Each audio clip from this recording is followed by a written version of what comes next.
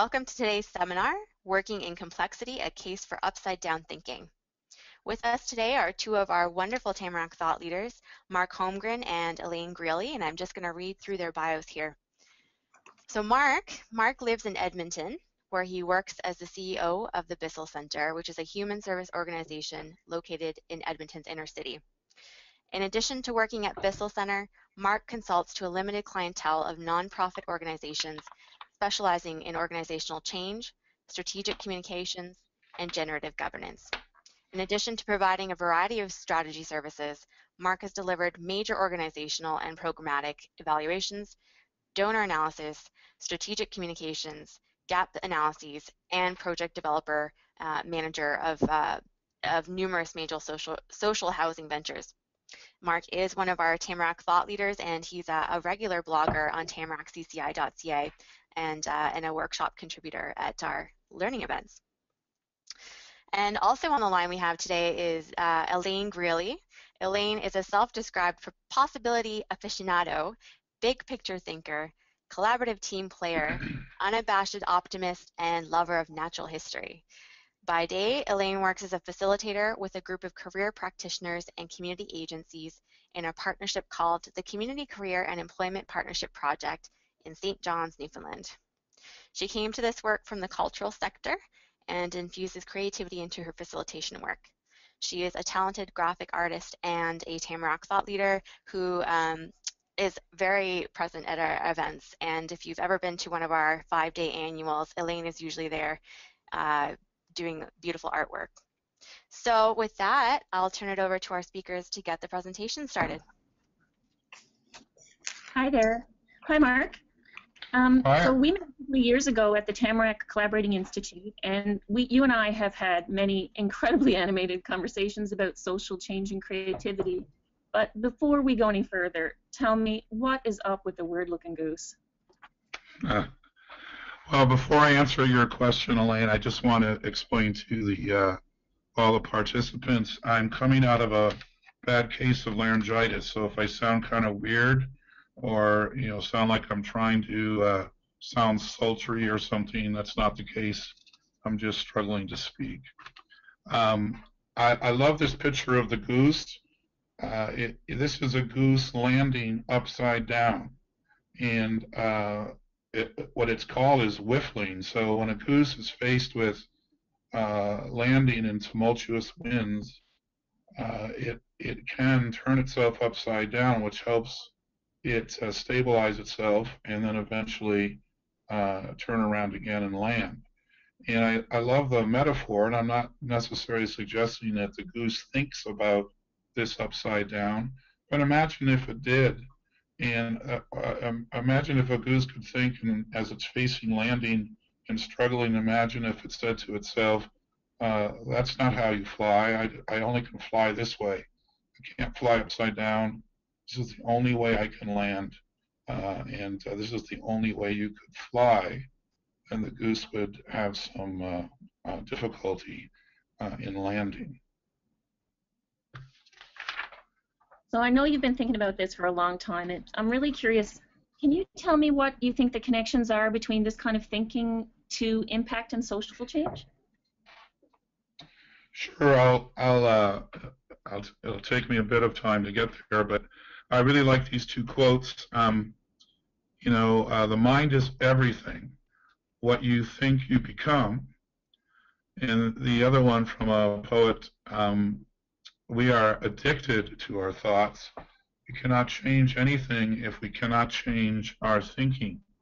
And so the reason why I'm going to get to upside down thinking in a bit, but I've been thinking a lot about thinking and how that impacts our ability to change who we are and to change who we are together, as well as getting to large-scale change such as collective impact. So it's our thinking that either binds us or frees us to be able to look at change. So just yesterday I was a part of a large meeting with people looking at poverty elimination in Edmonton. And in the course of the evening, as we tell ourselves we want to find transformative ways to end poverty, I'm still hearing comments like, well, that's not our mandate. Well, if we, or I've heard comments like, we can't afford that, or we don't have the time to do that. And it's our thinking that stops us from new thinking. And so instead of that's not our mandate, why aren't we looking collectively at what's our aspiration and what do we need to do together? Or instead of we can't afford that, maybe we should be talking about how we might shift priorities. So thinking is both it's something we do all the time, but it has the potential to confine us as well as the potential to liberate us. And these two quotes help me think about that. So I know you're going to talk about upside down thinking today, but I'm wondering, can you relate or kind of frame this out by kind of describing some other types of thinking? I kind of need to step back. Sure. I mean, if you Google different kinds of thinking or thinking, you'll come up with tons of stuff to look at. And so I'm just listing a few of them. Upside down thinking is not meant to replace any of these things. In fact, I suggest it can be used as part of all of these kinds of thinking. But we have event-oriented thinking, which is really sequential thinking. It's important to be able to do that, to be able to think of moving from one step to the next in order to get something done, like a major conference or an event has a lot of event-oriented thinking. Systems thinking is that ability to understand how all the parts of something relate to one another and even relate to other systems. So it's not just looking at one piece of the puzzle, it's looking at the whole puzzle and how all the pieces relate and impact one another. Critical thinking is what we tend to think about in terms of rational thought, making logical connections, analyzing, evaluating, generating ideas based on logic and reason. That's also important to do.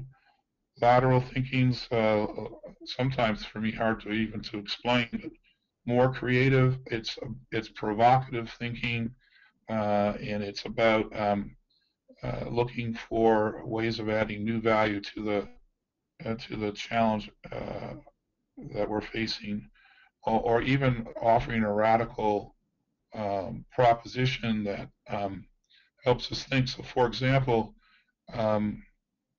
critical thinking might look at all the various things that you can do with chess pieces, and systems thinking might look at all the pieces together and how they interrelate.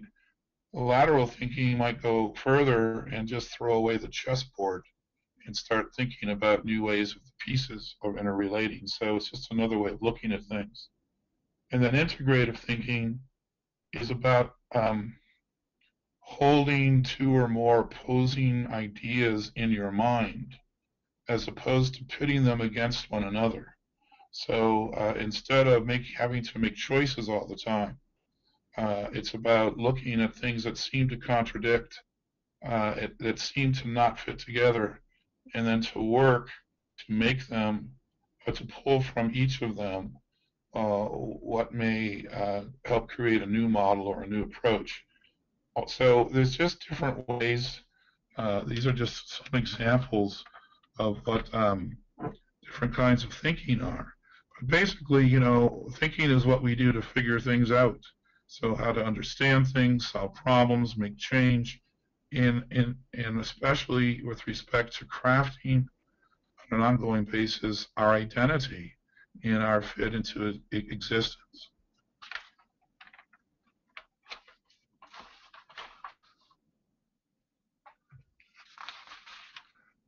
So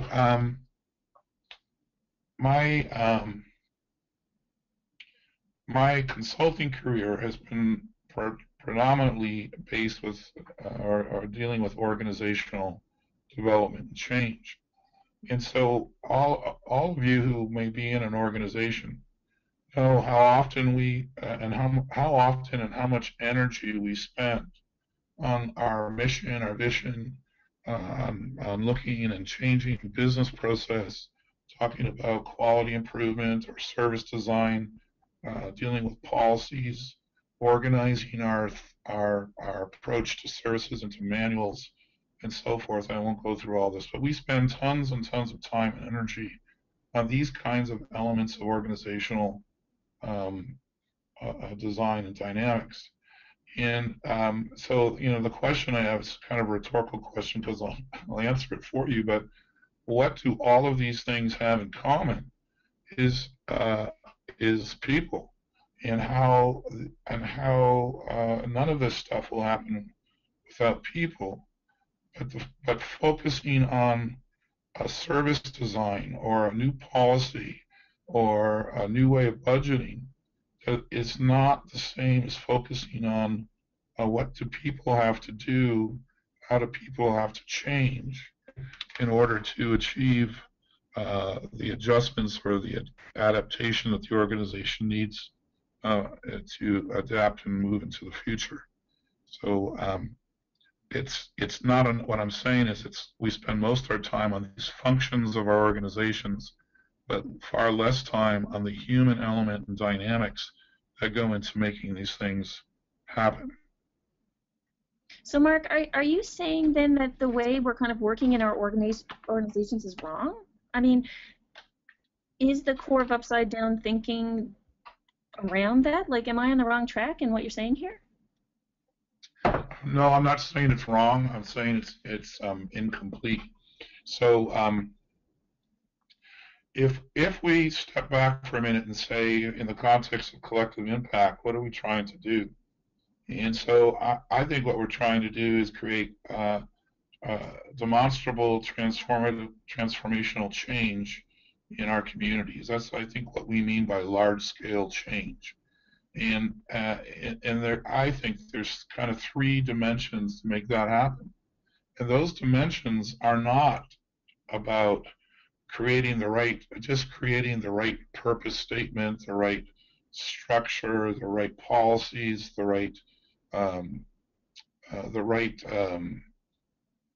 design of collective impact. It's not just about, say, the 5 conditions of collective impact. It's about changing how we think about ourselves.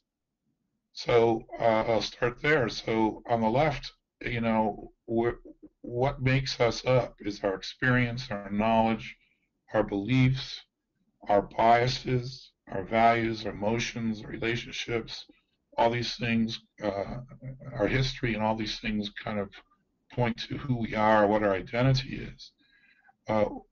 In order for us, I'm suggesting, to have collective impact, we can have the best design, the best policy, the best plan, the best framework for collaboration. But if we're not dealing with the kinds of changes that we'll need to make in ourselves, and then also in the groups that we're a part of, and by groups I mean that could be our organization, it could be a smaller network we're a part of, inside an organization it could be a team, and then further looking at how do we actually address the changes we need to make in our collective thinking in order to pull off what we want to do in terms of large-scale change. And my point isn't that we're doing organizational work wrong or community work wrong. I think what I'm saying is we're not engaging one another as much as we should about the kinds of human change, both individually and in group, that we need to make, help each other make in order to achieve large-scale change. So in terms of collective impact, so what are some of the challenges that are facing and challenging our thinking? Well, one is we bring people together, whether it's in our organizations or in a large-scale collective impact effort, we bring multiple truths and opposing models. This is 2 examples of what we might mean by diversity.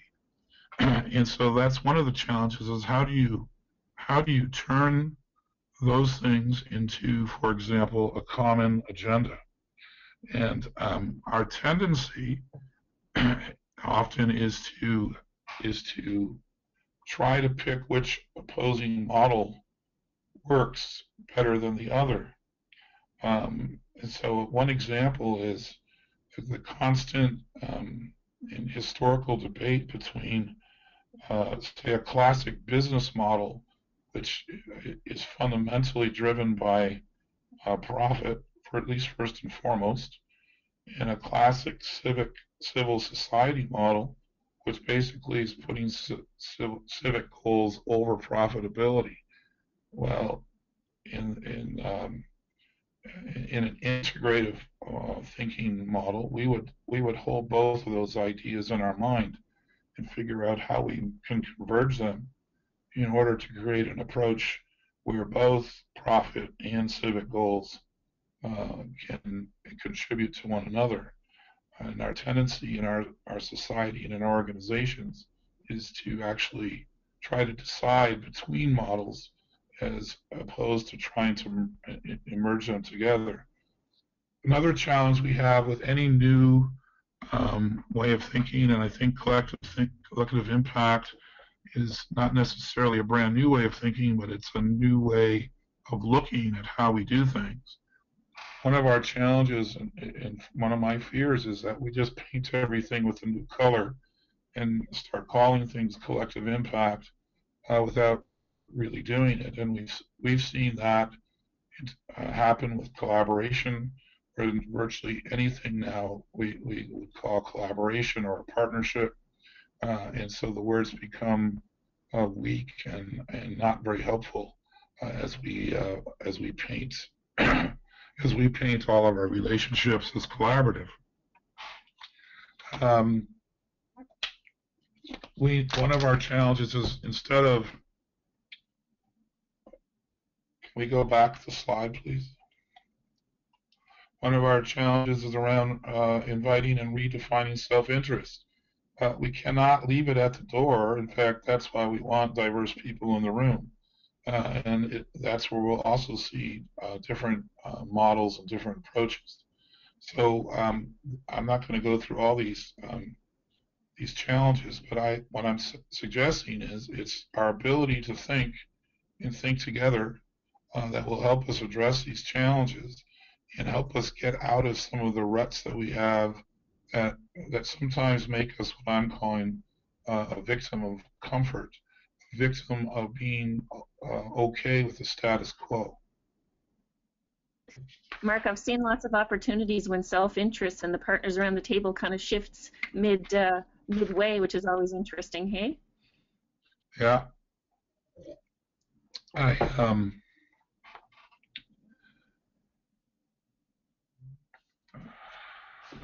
Can we move to the next slide, please?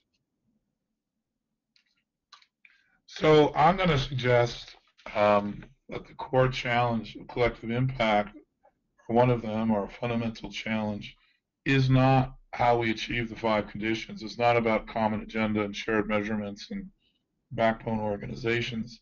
I think those things can be accomplished because if we look at how we change who we are and what we believe and what keeps us in our comfort zones, and then act accordingly to get out of them. I also think it's easy for us to talk about transformative change. New ideas aren't all that hard to come up with, but often we prefer to accept changes in our practice that aren't really that dramatic or that don't cost us too much. So on the one hand, we might be talking about big change and understanding that big change means we all have to adjust and change. How we practice it is really small practice, not really dramatic changes in how we act together to achieve big ideas.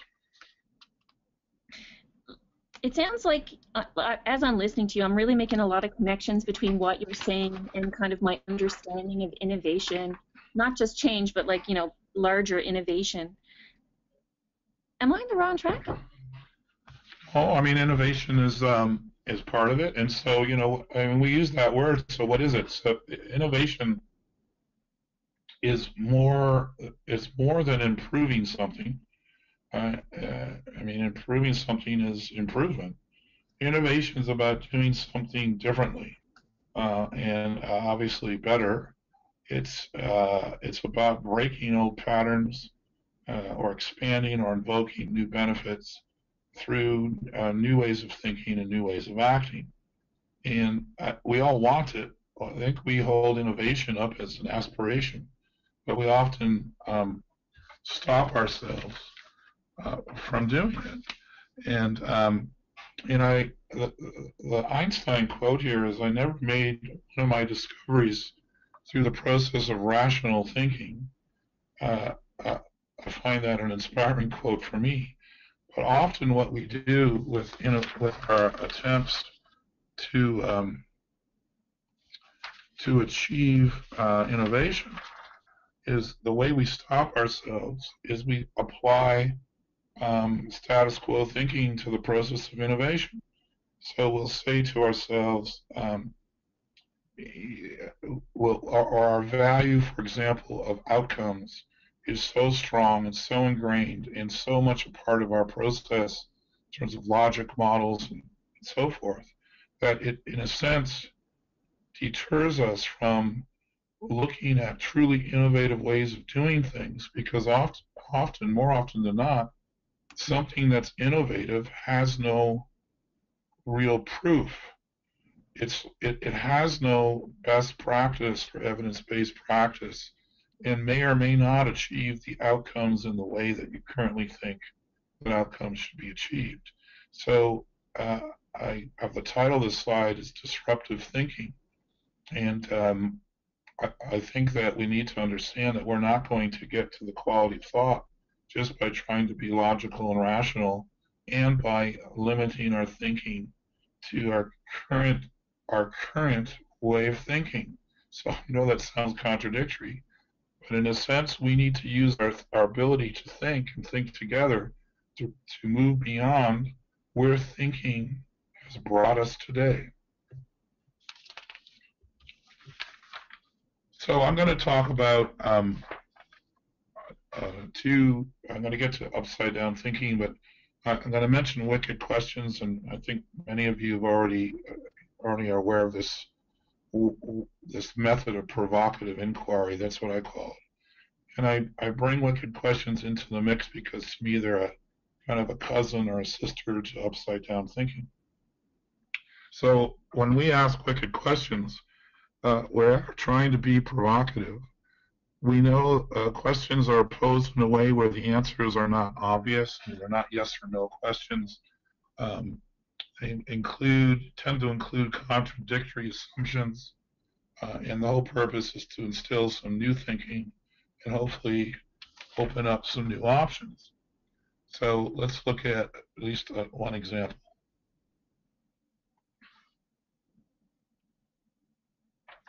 So this is right from an old Tamarack handout. I don't remember where I got it other than from or look at the exact source, but here's a great wicked question.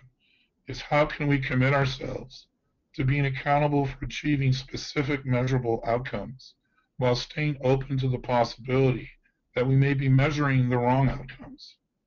That's a great wicked question. It's something we need to, I think, constantly ask ourselves, and we tend to spend most of our time on the first part of that question, just getting measurable things out without really understanding if they're the right outcomes. Another example of wicked questions is how can you base your work on best practice while crafting innovations to change it? So again, the idea of best practice and innovations, there's some tension between them. The difference, but in these two examples, we are asking questions within what I call an accepted mental model. So we're asking these questions without really questioning outcomes in and of themselves. And we're asking these questions without really questioning best practice in and of itself. So the mental model is outcomes are present and somehow should be what they are, and the same with best practice. And my ideas around upside down thinking is to actually go further than that. So upside down thinking, and I'm not pretending that I've invented this. I think it has existed a long time. I'm just trying to put some shape around it. It's a heretical proposal. So it sets a heretical context more so than crafting inquiry. It poses new realities or potential realities that run contrary to how we think and act and how we see our own identities. And in many cases, it turns what we hold sacred on its head so that we can think about it in new ways. It challenges anything and everything. It's not confined by rules and conventions. It's like standing against the grain. It's like throwing away. It's like throwing away the map. And ultimately, I'm suggesting that upside down thinking is a mindset and a tool that can help us move forward towards transformational change.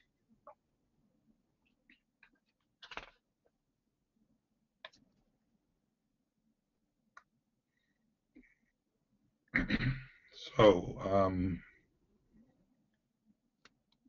yeah. So let me give you some examples of upside down thinking proposals. Outcomes stop us from achieving impact. I taught a leadership course at Grant McKeown University, and I posed this question to the class and said, I want you to prove that this is true. I want you to prove to me that outcomes stop us from achieving impact. And for the first 5 minutes or so, they didn't know what to do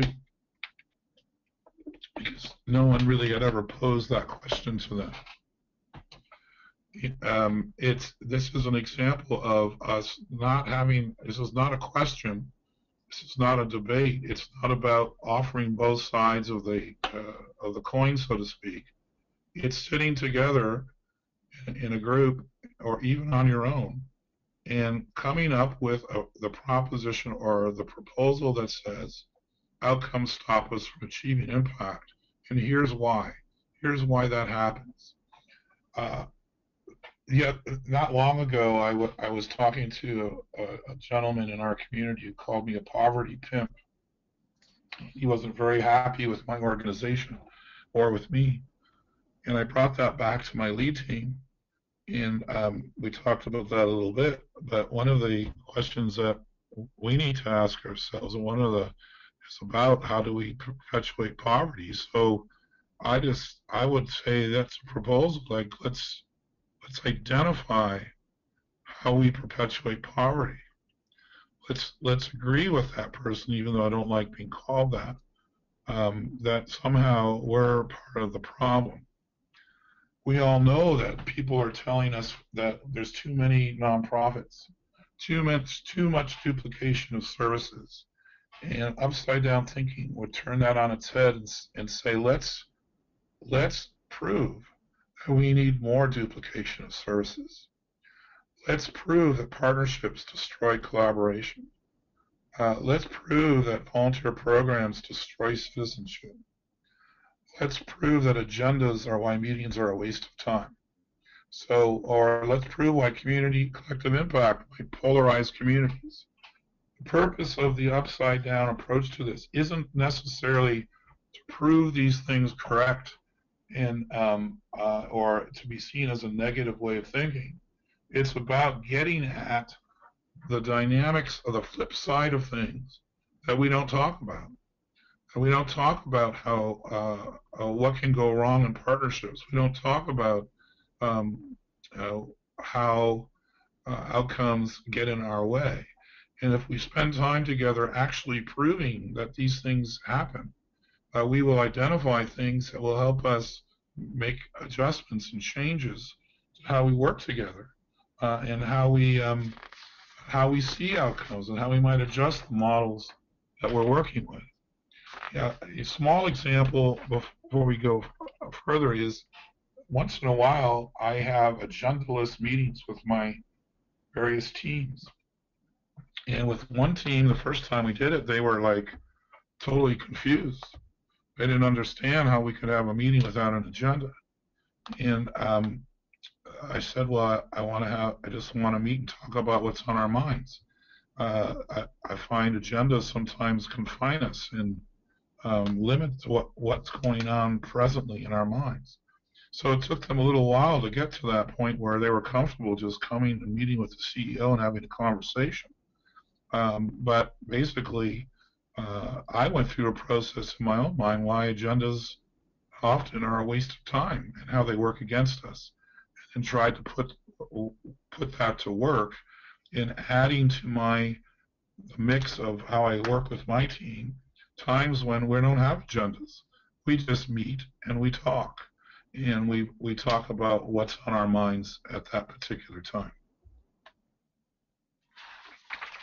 I'm totally making a very detailed note here, Mark. You'll laugh at me. I'm laughing at myself. There's someone on one of my teams who I'm hearing you describe that last slide. I don't know if I need an apology, but I think I need a shout out to appreciating the conflict he often brings to our table, because I think that's part of what you're talking about. Can you help me understand some of the, how you use upside down thinking? Just practical kind of examples, because the one about your team story really resonated with me.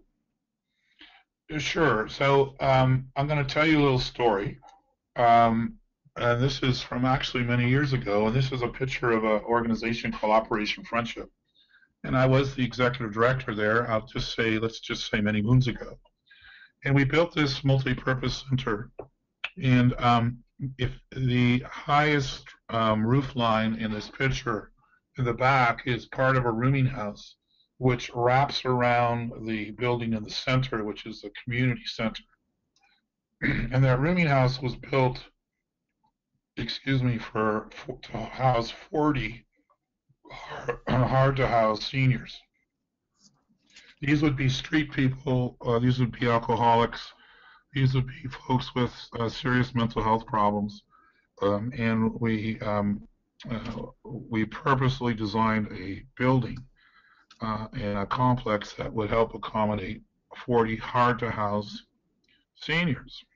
So as we're building this, and I'm meeting with my staff, we're getting to the point where we need to start thinking about taking in tenants. And we got together and we started looking at what we called, in our jargon, admission criteria, even though it wasn't like a facility, it's just a place to live. And we started with the usual stuff, right? Like the kinds of stuff that most landlords would look at. And then we realized we were we weren't coming up with what fit our intent. Our intent was to house hard-to-house seniors. And at one point, I said to my team, let's start from the standpoint that everyone else's eviction criteria is our admission criteria. Let's turn that upside down and look at why our clients are evicted, why hard-to-house seniors are evicted from where they live. And then let's look at looking at how we house those people. So in effect, to live in our facility, we have many other facilities, but to live in this facility, you had to have a history of not paying your rent and or a history of damaging your suite. You had to have a history of being kind of a difficult tenant and difficult with other tenants, bad relationships with landlords, and so forth. Perhaps you have a history, you might have to have a history of mental illness where you're not really cooperating by taking your meds. Those were the clients we built the facility for. And had we succumbed to coming up with kind of traditional admission criteria, we really wouldn't have reached that population. We would have gone after the cream of the crop, so to speak. So that was, we didn't even know, I didn't even think of that as being upside down. We just kind of came up with it. But it is an example of turning things on its head and exploring it, even though for at first it felt a little uncomfortable to say, we're looking for tenants who don't pay their rent. But that was exactly what our intent was. There's other examples. So I'm gonna talk just one example of how upside down thinking can fit with critical thinking.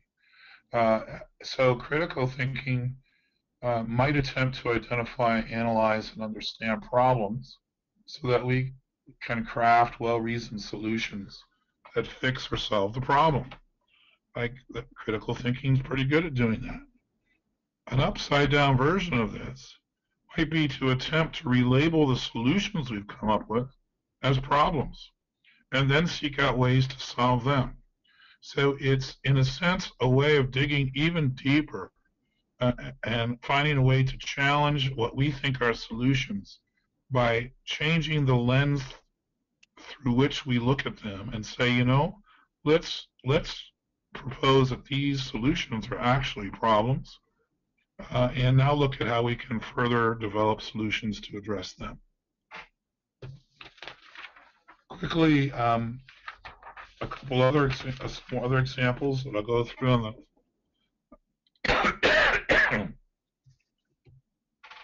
so look at the quickly, you know, the ketchup bottles upside down. How many years did we slam our hands against the bottom of the ketchup bottle when all we needed to do was turn it upside down?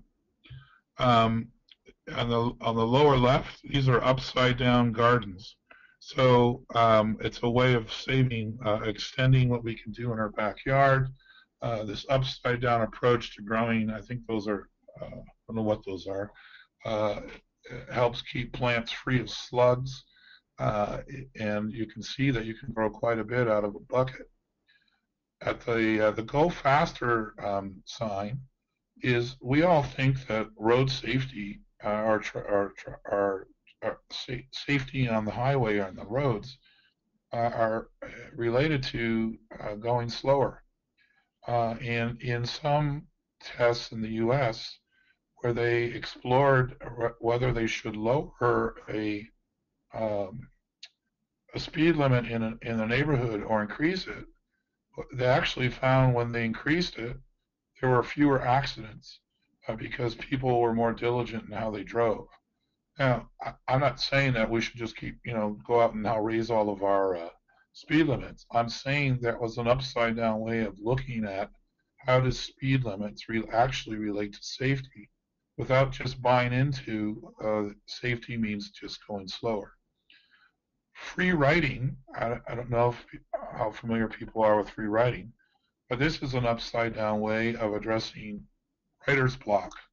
So I'm a writer, I get writer's block, and the cure, according to people who believe in free writing, and I'm one of them, the cure for writer's block is writing. So the idea is you get your fingers on the keyboard or your pen on the paper, and you just start writing. You don't stop, even if it's nonsense, even if you're saying the same statement over and over. You keep writing and writing, and eventually, more often than not, you break through and start writing actual ideas and content that you'll want to keep. Most of you have been involved with open space technology. That's an upside down way of doing conferences.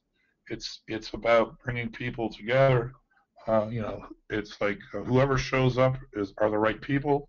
Whatever happens is the only thing that could have happened. Whenever it starts is the right time, and when it's over, it's over. That's not how most conferences are organized. And open space technology won't work for every type of conference, but it's something we're even now accustomed to that's really upside down thinking. And the one in the upper right is just a mobile food market, and they have these in Toronto, and I'm sorry I forget the organization that has it. But the whole trouble we have with neighborhoods that have no grocery stores, have no access to quality food, is you know, another way of looking at how we get people to food is to bring food to people. So I'm saying we already do this stuff, but what we don't do is try to practice how to do that in our organizations. Mark, what you're saying is really making sense, and the examples are great. And I'm feeling a sore hand from the old ketchup bottle. Um, I kind of see this as almost like a thinking muscle. Um, and to work with people this way, you really have to have an awful lot of trust. Can you give me some kind of baby steps or speak about trust and how that's the kind of builds the art and science of trusting each other to work this way and think this way together? Sure. I mean, I will say it's easier said than done, of course. But in addition to the things that people see on the screen, like you actually have to think about how you incorporate into the culture of your organization or group the opportunities to actually talk about who we are, what we think, what our biases are, and how we can break through them together in order to affect the change we want to affect. So it's a cultural thing and it takes time. You can, by the way, engage in upside down thinking all by yourself. So if you trust yourself, you might be able to do some of it on your own. And if you could start by finding one other person that you trust to really explore upside down ideas, things can emerge from there as well. But in a group setting, you've got to purposely invite opposing interests to the table, even if that means you're inviting people you don't like or who irritate you. And people need to understand in a upside down conversation needs to be identified as that, and what's the purpose and what's the permission. Understand that your comfort zone might be what it is, but also that it might be challenged. Understand how to have dialogue instead of debate. And so dialogues is actually an actual way of us engaging one another. There's a method to it. There's a practice to it, and we don't often teach that in our organizations. Other ideas, see it as a learning lab. The first time we do an upside down session will be the hardest because we'll have a hard time sticking to promoting the upside down proposition. I encourage people to find a way to enjoy it even when you hate it, because sometimes the struggle is difficult and it's unsettling to. Sometimes we discover things through this process that really aren't always comfortable to deal with.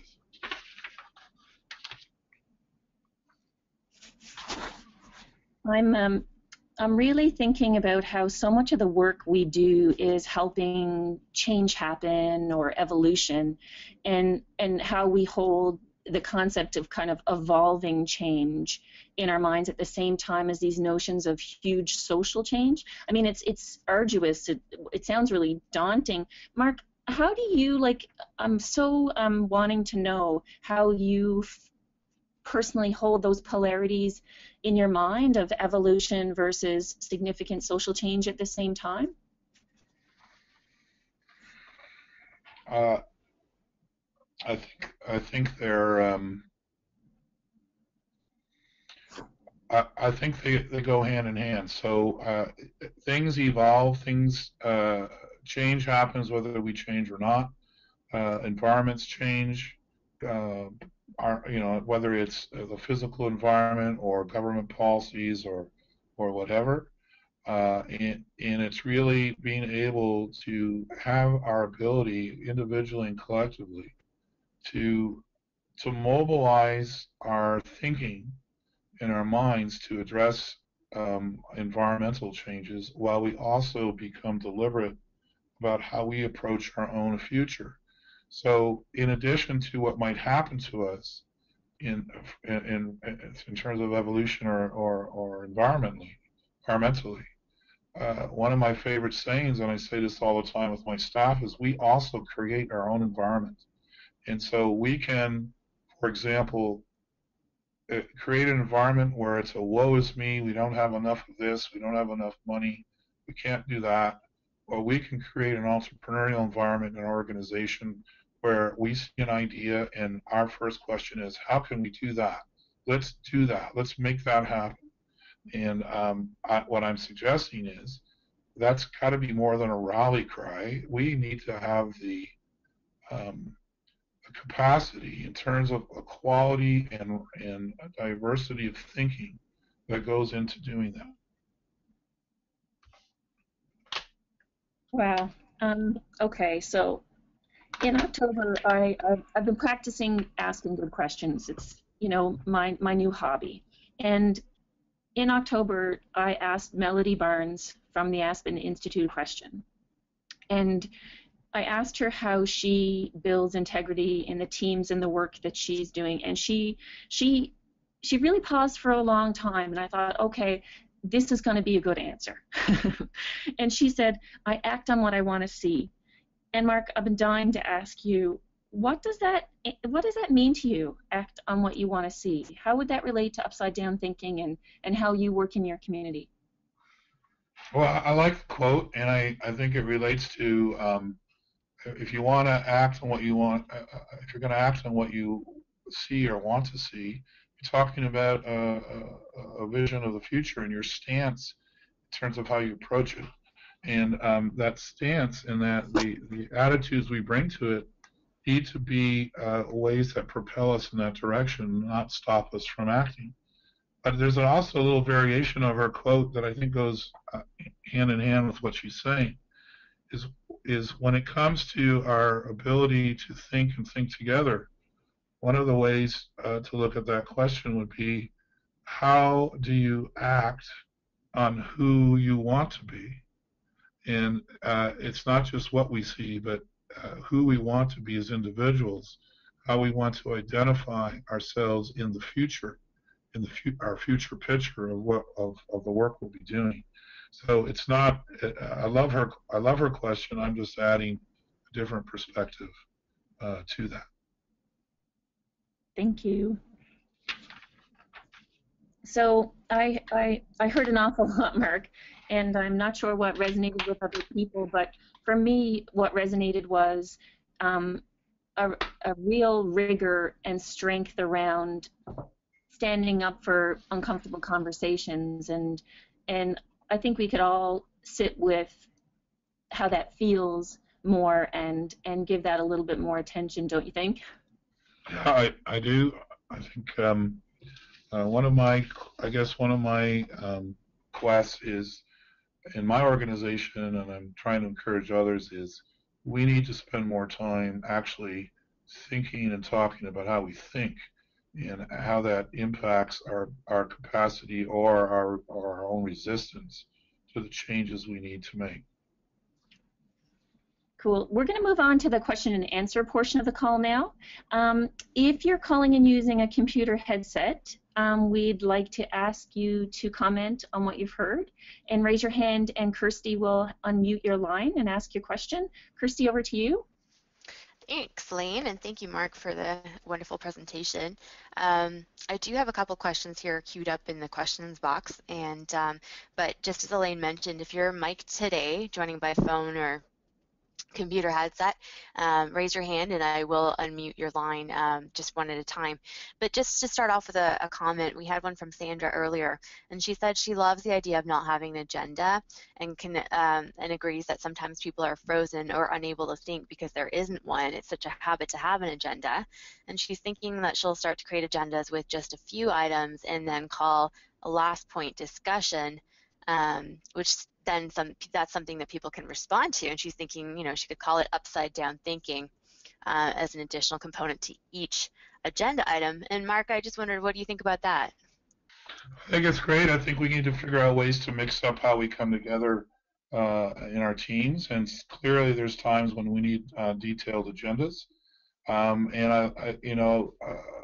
One of the things you could think about is, and this is what I did with the team that was kind of uncomfortable the first time, is they came into my office and I said, so what do you want to talk about?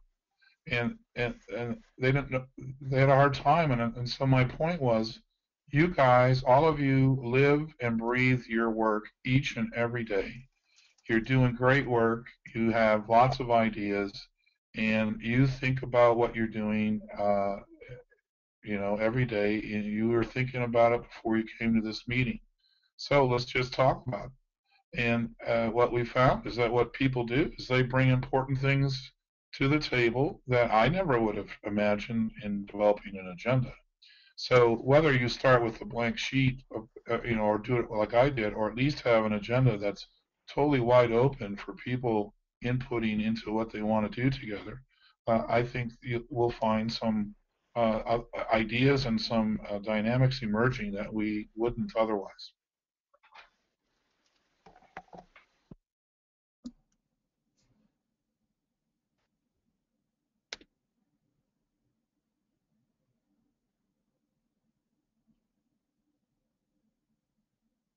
Hello?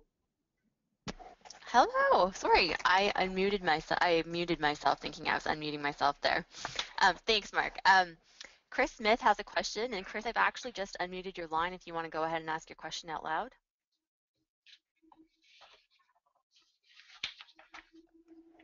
Chris, are you on the mic? Okay, we might have some trouble there. Chris, if you want to ask your question through the chat box, we'll address it there.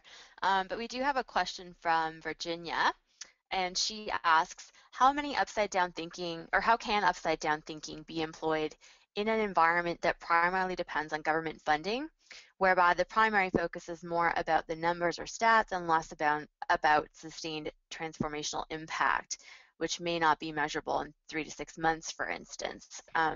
Mark, do you want to respond to that? Well, yeah, I think in our organization, I mean, we're a $9 million organization, and probably 45–50% of our budget is contracts with governments. And so we work in that rigid environment too. But what we've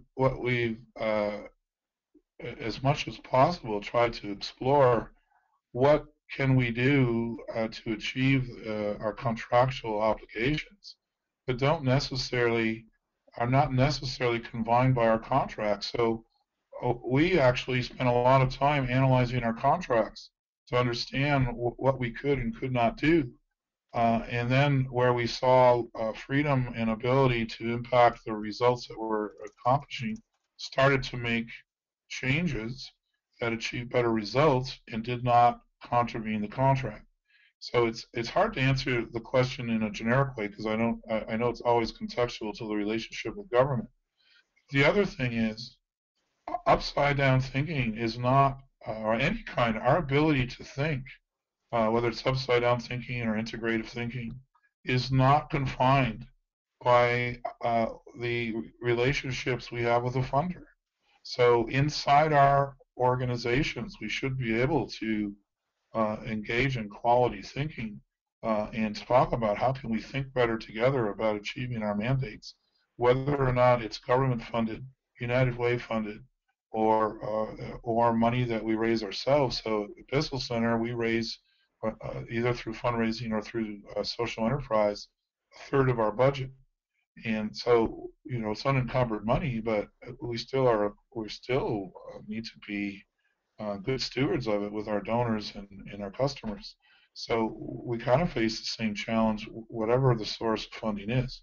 So I appreciate government funding can be a real drag, and government funders and most funders actually aren't really all that progressive around changing how they do things to actually support collective impact, actually.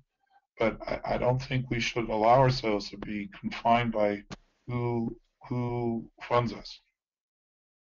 Mm-hmm. I guess I want to speak to that too for a second, because in my experience when I've spoken with funders around connected to my project or not, even more broadly, I've always seen kind of their faces relax and kind of a patient interest when I've presented things in a questioning way, almost like, thank goodness she's not just towing the line of what she wants us to believe, but she's really wanting to chew into it a little. I don't know if you've noticed that, Mark, but I've noticed that myself.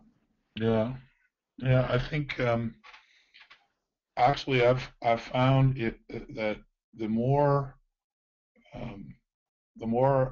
able we are to think as an organization, the more we impact our relationships with our funders, because we're all aligned. We're speaking, I won't say in the same way, but we're kind of speaking with one voice, we're clear, we are consistent, and we have a reputation in our community as being innovative.